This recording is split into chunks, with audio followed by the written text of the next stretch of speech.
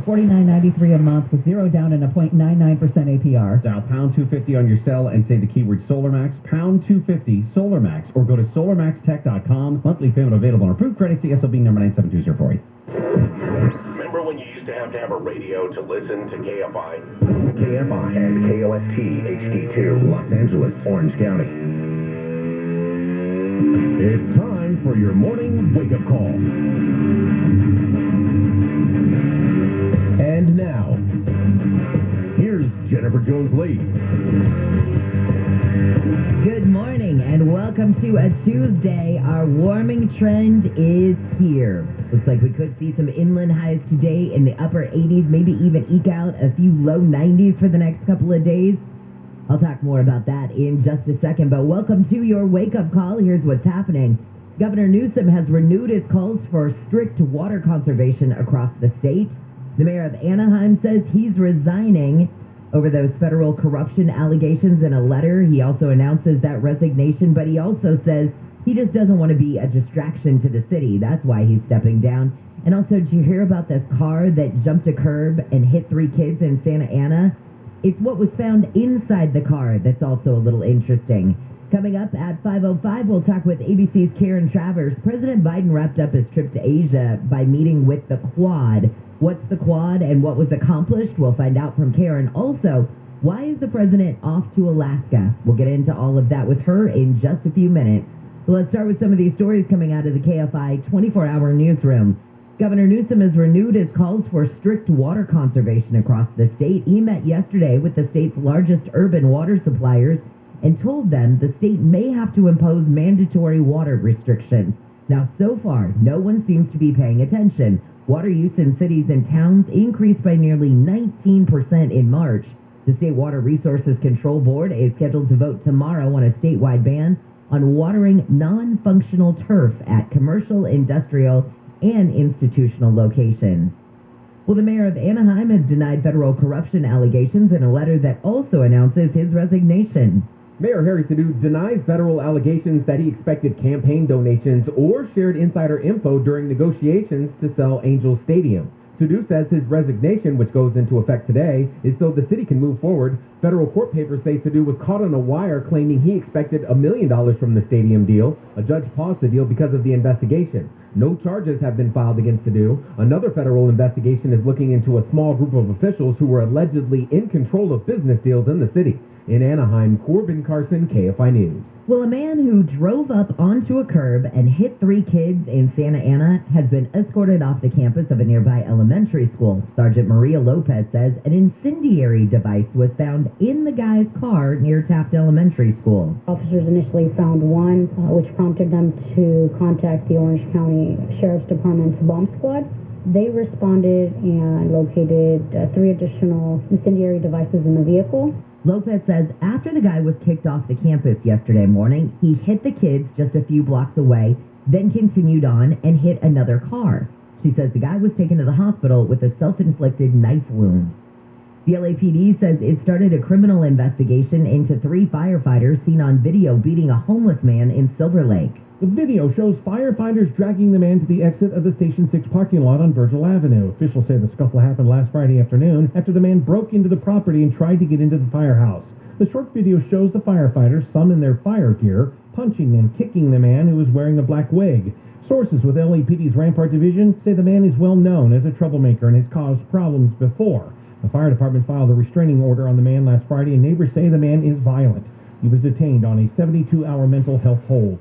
Steve Gregory, KFI News. A homeless veteran in a wheelchair who was shot while he slept outside a South LA McDonald's last week has died. Police say 2 women in a car pulled up to the double amputee on West Century Boulevard. One of them got out and shot him in the head.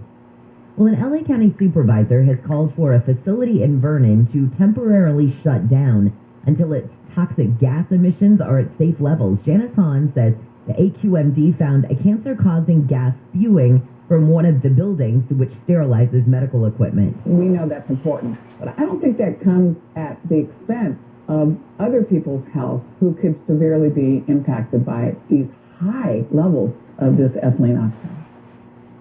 Now, Hahn says short-term exposure can cause headaches and nausea, while long-term exposure can lead to breast cancer and lymphoma. Sterigenics says considerable progress has already been made to address those concerns. Police in Riverside say a recently solved murder could be linked to another killing. Police have arrested a man who they say shot and killed a man in 2020 behind a park. Police have arrested a man who they say shot and killed a man in 2020. Police found the man who had been shot dead behind a park. Riverside police officer Ryan Railsback says detectives think the killing is linked to another one in Moreno Valley that also took place in 2020. They're still trying to put some more of these pieces together, and they're still trying to figure out the exact link between the two homicides. And the alleged murderer was arrested on Saturday. Detectives are determining if other gang members were involved. Blake Trolley, KFI News.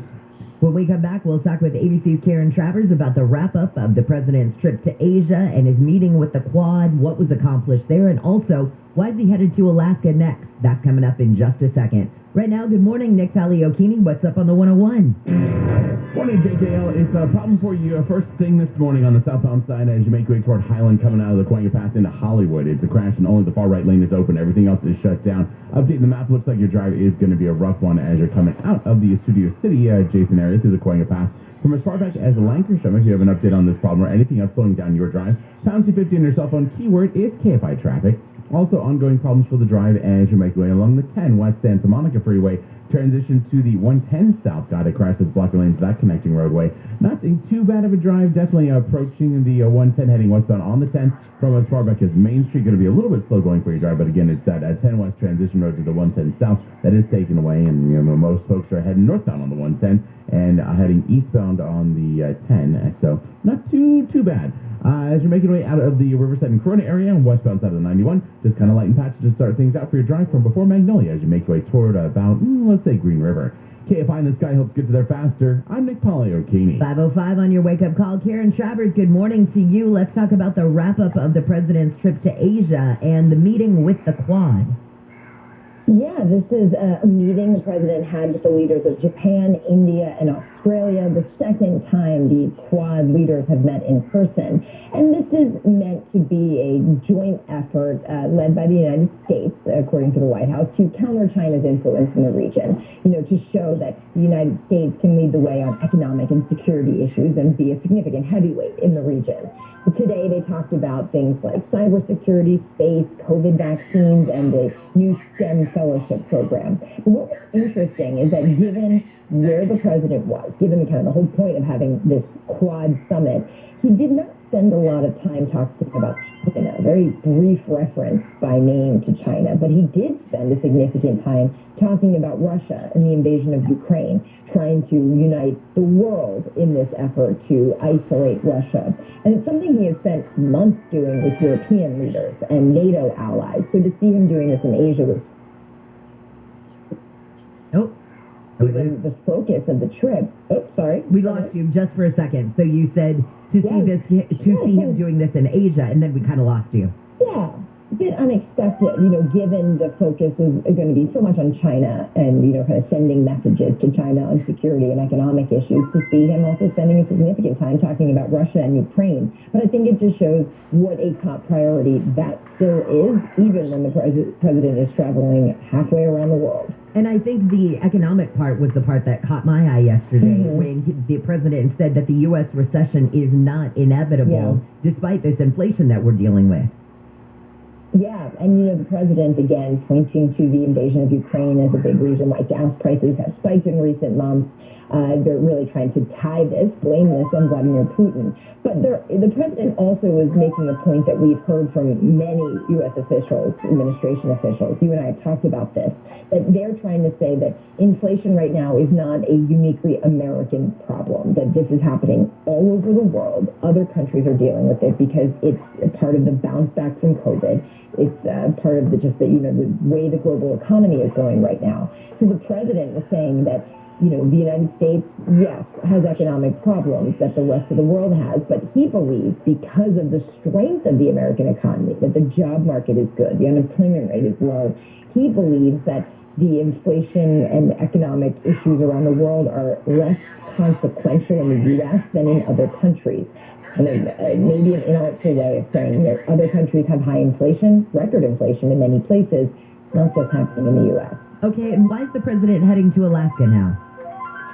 Refuel. The plane can't make it all the way back. This is a flight.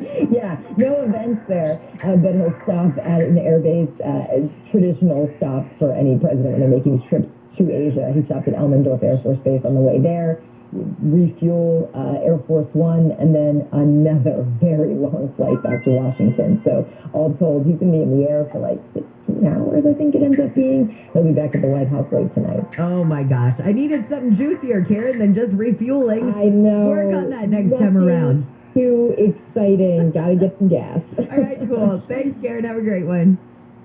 You too. Thanks. Thanks. See you later. That is ABC's Karen Travers. Which explains why last night when I'm Googling, why is the president going to Alaska? And I'm researching and going through all this. I can't figure out why the president's going to Alaska. Oh, he just needs gas. Well, that explains it. Get back to some of these stories coming out of the KFI 24-hour newsroom. The CDC has issued an alert to gay and bisexual men that monkeypox appears to be spreading in their community around the world.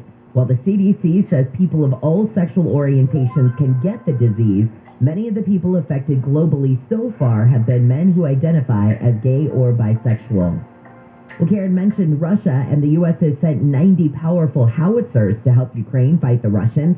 So far, just about 12 of them are in use, though, because the Ukrainians are still learning how to use them. Ukrainians are using the long-range guns to destroy Russian artillery positions, ammo depots, and command posts. Immigration rights activists say they will continue to protest against a judge's decision to extend Title 42 at the California-Mexico border. Attorney Lindsay Kozlowski says it's not fair that others, like those from Ukraine, are still allowed to enter the U.S. Every single person deserves to be welcomed with dignity, and there shouldn't be a racial hierarchy in terms of who gains access to our asylum system and who's deserving of protection. Kozlowski says she tells ABC 10 asylum laws must be followed equally so everyone has a chance to enter the U.S. legally. The health policy was enacted in 2020 to stop the spread of COVID-19 across the border. It was due to expire yesterday. Officials have announced charges against 11 people they say ran a vast underground pot farm bunker east of Barstow. San Bernardino County Sheriff Shannon Dykes says $3.4 million worth of pot was found. That's one grow cycle. Multiply it by 4 grow cycles that could have occurred in this bunker, and you're up around $12 million. Officials say they are working to take control of the land, which was found in March. Well, a man has shot and killed a co-worker before killing himself at a business in Commerce. The shooting was reported yesterday morning at a building on Supply Avenue. The LA County Sheriff's Department says it appears to have been a murder-suicide where an employee shot and killed another employee, then shot and killed himself. Jury selection will start in Santa Monica in a woman's long-running suit against Bill Cosby. She alleges she was sexually abused by the comedian at the Playboy Mansion in the 70s. The woman says she was 15 years old when Cosby allegedly invited her and a 16-year-old friend into a house where he convinced her to drink a beer for every game of pool he won. Ramit Varma has ended his run for mayor of LA and endorsed billionaire real estate developer Rick Caruso. The entrepreneur from Encino entered the race last fall by renting out Bank of California Stadium for a 400-person event. Varma is the third candidate to drop out of the race since voters in LA got their ballots. Voters have headed to the polls in 5 states, including Georgia, where former President Trump's hold on the Republican Party will be tested. ABC's Rhiannon Alley says Trump is backing David Perdue, the former senator, while Vice President Pence backs the incumbent Governor Brian Kemp. Kemp earned Trump's ire for refusing to overturn Joe Biden's win in Georgia in 2020. Trump calling Kemp a coward. But polls show Kemp holding a big lead. Now, the winner takes on Stacey Abrams in November, and remember, last time around, it was Kemp versus Abrams. The LA County Sheriff's Department says it's looking for 2 more men they say were involved in an attempted burglary in Walnut. A homeowner shot and killed one of the men who got into his house Saturday. Investigators say the men did not force their way inside. Wow, have you seen some of these pictures? It was a huge tornado that put a scare into the area west of Texas last night. ABC's Jim Ryan says the twister did not hit a heavily populated area. The tornado that threatened the community of Morton, population 2,000, was a monster by any definition. Wide and fierce, picking up dirt and crops from pastures before it fizzled out. Now, if the same twister had touched down in Houston, Dallas, something like that, the result could have been dangerous. All right, 2 mornings and 2 stories about bears. This time, though, it's a 12-year-old Boy Scout who survived a bear attack in New York. He was at a campsite, and he was asleep in his tent May 1st when he was awakened by a sharp pain. A bear bit through his sleeping bag and into his leg. He and his fellow scouts yelled. The bear backed off. He says he's learned to keep his campsite clean. I made a mistake. I left some of my food in my bag. I spilled some on my legs. And it was all those other people. They left a lot of trash around. So you have to be really, and leave no trace. Henry Ayers. Henry, you are a good kid. You're taking this all in stride. He's received 9 rabies shots. The bear was caught and euthanized. All right, when we come back, we're going to talk with ABC's Jim Ryan. Oh, I hope that you were planning on spending some of that money you saved up during COVID over the Memorial Day weekend. And I don't mean spending it on stuff like t-shirts and souvenirs. I mean spending it on things like the basics, the gas, the hotels. Wait till you hear the price of travel. It has gotten crazy for the upcoming holiday. I'll get into it with Jim in just a few minutes. Speaking of your travel, let's check what's going on the 10 in downtown LA. We're going to crash blocking lanes of the transition road westbound side as you make way toward the 110. And not too crazy bad for your drive. Definitely starting to see delays, though, build in the area from as far back as almost central, heading westbound on the 10 as you make way toward the 110. Ongoing problems for your drive as you're coming into the Hollywood area, getting out of the Coinga Pass, outbound side of the 101 before Highland. It's only the far right lane that is open. That's all due to a crash, and overall right now, the 101 southbound is going to be a rough go for your drive as you come away from, let's say, Ventura Boulevard. Actually, let's back it up to almost Diamond. KFI in the sky helps get you there faster. I'm Nick Pauliotini. The Memorial Day Chevy Drive event is going on now at your Southern California Chevy dealer. The new models are arriving daily. Secure yours today, including Chevy Silverado, the #1 selling full-size pickup in California, back-to-back. During the Memorial Day Chevy Drive event, very well-qualified buyers can get low 1.9% APR financing or big cash back on the new 2022 Silverado 1500, delivering more towing capacity, more torque, and an all-new interior with improved cabin design and luxurious comfort for the long haul. Don't miss the Memorial Day Chevy Drive event with exciting offers on the #1 selling full-size pickup in California, the legendary Chevy Silverado. Hurry to your Southern California Chevy dealer and visit SoCalChevy.com. Based on S&P Global Mobility New Retail registrations, plus finance with GM Financial, some customers may not qualify. Taking retail delivery by 5/31/22. Call 844-55-CHEVY or see dealer for details. Sponsored by Allstate. Saving money feels pretty good. Allstate. Better protection costs a whole lot less. Visit Allstate.com or call an agent for a quote today. Hey, this is Lincoln Kennedy, 3-time Pro Bowler. Here's what's trending on the iHeart Sports Network. Presented by BlindStar. The Dodgers crushed the Nationals thanks to 10 runs from the bats and 8 scoreless innings from Tyler Anderson. They'll have a rematch today. The Angels are also in action, hosting a Rangers tonight. The mayor of Anaheim resigned yesterday as feds investigate corruption allegations in the sale of Angel Stadium. And the Rams open organized team activities without Aaron Donald.